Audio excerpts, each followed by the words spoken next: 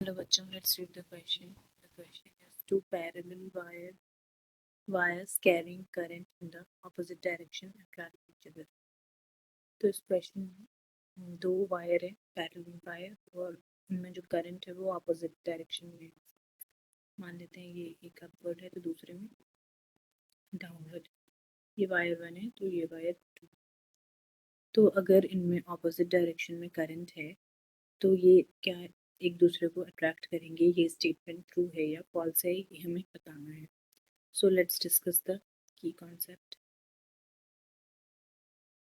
Magnetic field निकालने के लिए हमारे पास बियोट-सेवर्ट लॉ है, और बियोट-सेवर्ट लॉ के से हमें मैग्नीट्यूड भी निकल जाएगा और डायरेक्शन भी.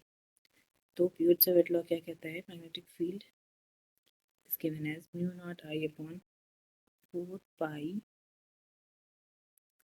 D L cross R. R position vector और डी एल आई के डायरेक्शन होता है. हम यहाँ पे क्या मान रहे हैं, दोनों में आई करंट है, अपॉन इस आर का होल क्यूब. ये मैग्नीट्यूड का होल क्यूब है, ये मैग्नेटिक फील्ड है. और अगर हमें और मैग्नेटिक फोर्स का क्या फॉर्मूला है वो भी हमारे पास है. टी एफ मैग्नेटिक फोर्स है, ये is equal to I D L cross. ठीक है, इन दोनों से हम डायरेक्शन हमें पता चल जाएगी, और हम पहले हमको यहाँ पे सिर्फ डायरेक्शन चाहिए, मैग्नीट्यूड तो चाहिए ही नहीं. तो अगर हम पहले मैग्नेटिक फील्ड का डायरेक्शन देखते हैं.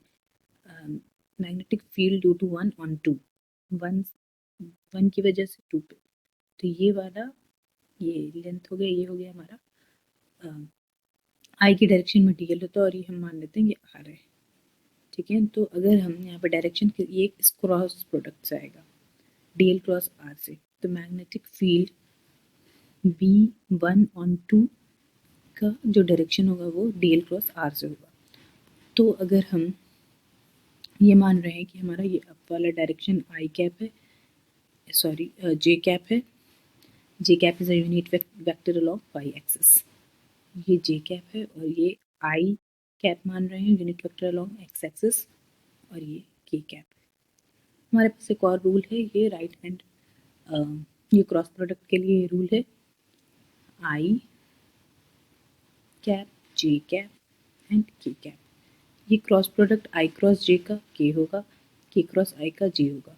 मतलब ये एंटी क्लॉकवाइज चलेगा तो पॉजिटिव, अगर ये क्लॉकवाइज चलेगा opposite to the arrow direction j cross i तो माइनस के होगा. ठीक है, हम इसी को यूज़ करके डायरेक्शन निकालते हैं पहले मैग्नेटिक फील्ड का. तो D L cross R, D L I के डायरेक्शन में होगा, तो आई है आई कैप क्रॉस, और ये किस डायरेक्शन में है, जे कैप. ठीक है, हमने यही माना है हमारा यूनिट वेक्टर, ये जे कैप. तो आई क्रॉस जे, आई क्रॉस जे, आई क्रॉस जे का मतलब माइनस के कैप. माइनस के को हम ऐसे भी करते हैं क्रॉस से, मतलब यहाँ पे जो फील्ड है वो magnetic field into the plane है, सब इनटू द प्लेन होगा. ठीक है, इस प्लेन के अंदर माइनस के कैप. इस फॉर्मूला का यूज़ करके हम फोर्स निकाल सकते हैं. तो अगर हम डी एफ देखें तो डी एफ हमें पता है I L cross D L cross B है. ठीक है, डी एल या डी आर, यहाँ पे हमने डी एल, तो D L cross B, B का हमें पता चल गया माइनस के. डी एल का क्या होगा, अब फोर्स निकालना है 1 और 2 में. तो इस यहाँ पे जो करंट आई है वो किस डायरेक्शन में, डाउनवर्ड, यानी माइनस जे कैप. ठीक है, यहाँ पे हमने इसकी वजह से फील्ड निकाली 1/2, अब फोर्स जब लेंगे तो ये वाला वायर का.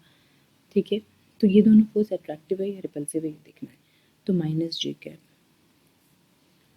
तो ये हो जाएगा क्रॉस प्रोडक्ट वाला अगर टर्म लें, क्योंकि सिर्फ डायरेक्शन निकालना है, माइनस जे कैप क्रॉस बी, बी क्या है इनटू द प्लेन, यानी माइनस के कैप.